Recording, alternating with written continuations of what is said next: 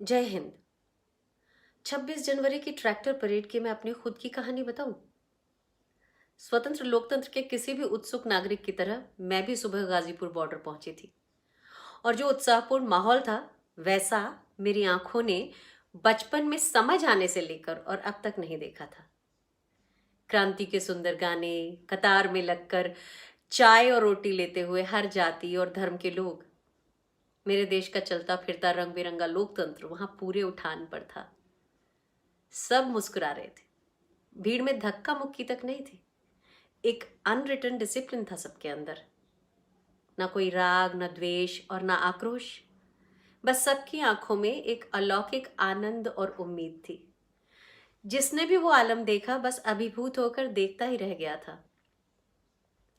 मन तब और भी भावुक हो उठा जब रैली शुरू होने के समय यानी 11 बजे के बाद से सड़क के दोनों तरफ के घरों से महिलाएं, पुरुष और बच्चे निकलकर ट्रैक्टर और ट्रॉली पर बैठे लोगों को सल्यूट कर रहे थे, ठीक वैसे ही जैसे राजपथ पर करते हैं। हमारा भारत उस समय वहीं खड़ा था, खुद पर शायद गर्व भी कर रहा था। कुछ उत्साही लोग दोनों तरफ पीने का पानी और फूल लेकर खड़े थे, पानी पिला रहे थे, फूल बरसा रहे थे। माहौल में गेंदे और गुलाबों की खुशबू थी और मैं भाई दिलदीप का तिरंगा लहराता ट्रैक्टर चलाते हुए पत्रकार फ्रेंड मयंक, जुलेखा और विशेष के साथ बात करती जा रही थी। पूरा रास्ता खुला हुआ था और हमारे आगे चल रहे कुछ ट्रैक्टर्स के अलावा रास्ता खाली भी मिल रहा था। बस तभी मयंक ने अपने लाइव कवरेज में कहा कि हम दिल्ली की सीमा के अंदर आ चुके हैं और लगभग उसी समय दिलदीप को कोई फोन आया और उसने बात करने के बाद मुझसे कहा कि हम गलत रास्ते पर आ गए हैं। मैंने ट्रैक्टर साइड में लगाया और फिर रिवर्स में लेकर हम कट तक पहुंचे और वहां से फ्लाईओवर के नीचे आकर वापस गाजीपुर बॉर्डर की ओर यू टर्न लिया। लेकिन थोड़ा आगे जाकर जानते हैं हमने क्या देखा?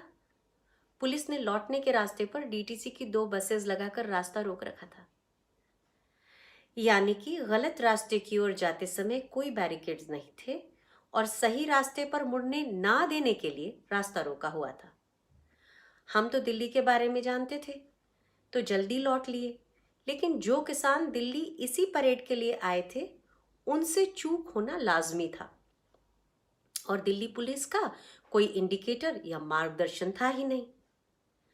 इस आप बीती को आज कहना इसलिए जरूरी है कि आप जानें कि ये सिर्फ एक समझा बूझा ट्रैप था किसान आंदोलन को तोड़ने का, और किसानों का दुर्भाग्य कि वे इस ट्रैप में फंस भी गए।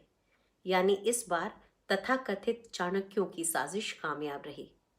इसमें पुलिस ने तो किसानों से अंडरटेकिंग ली थी, लेकिन अपनी तरफ से पुलिस की मार्ग में क्या व्यवस्था रहेगी इसका कोई कमिटमेंट जाहिर तौर पर ना तो देखने में आया, ना एक नक्शे के अलावा कोई और दस्तावेज प्रचारित या पब्लिश हुआ। बहरहाल लाल किले की पूरी घटना बहुत दुर्भाग्यपूर्ण है और इतिहास में कलंक की तरह दर्ज हो गई है। लेकिन इसकी साजिश करने वालों ने देश की अस्मिता के बारे में तो सोचा ही नहीं। उनका लक्ष्य ही किसान को देश की नजरों में नीचा दिखाना था और आंदोलन को एक बारगी जैसे कुचलना था। और कम से कम प्रथम दृष्टया वे इसमें कामयाब हुए भी दिखते हैं। यानी लोकतंत्र में एक बार फिर एक षड्यंत्र हुआ, बड़े पैमाने पर हुआ। लोकतंत्र एक बार फिर शर्मसार हुआ और इतिहास में एक गणतंत्र दिवस दूषित हो गया। किसान के कंधे से बंदूक भी चल गई और किसान ही घायल भी हो गया। इस तरह की साजिशें आज लोकतंत्र में निहत्थे का शिकार करवा रही हैं और हम मानसिक रूप से शिकार हो रहे हैं, बीमार हो रहे हैं। हो सके तो इस पहलू पर भी विचार कर लें। मुझे यकीन है आप विचार भी कर सकेंगे और दिल में कहीं विश्वास भी होगा इस सच पर। बस सिर्फ 3 दिन अगर सुबह थोक में आने वाली बीजेपी की आईटी सेल की पोस्ट ना पढ़ें तो पूरा सच भी देख पाएंगे हम और आप।